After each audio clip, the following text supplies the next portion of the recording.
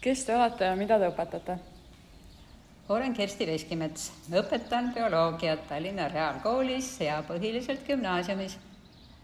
Aga miks te sellel konverentsil seda töötuba teete?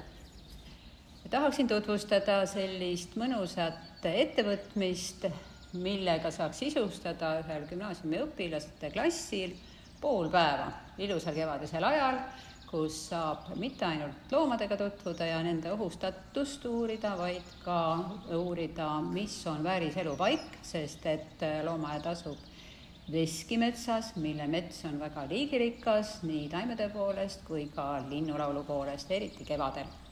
Ja meil on koostatud õppepäeva kohta ka tööleht, kus siis me jagaksime seda ja saaksime kutsuda üles, et tulge kõik kevadisel ajal klassidega loomaaeda, saab tutvuda mõlemaga, nii loomade kui taimedega. Aga õpetaja, mida seal näha ja kuulda saab? Linnulaulu saab kuulda ja võib-olla saab kuulda ka karu möirgamist.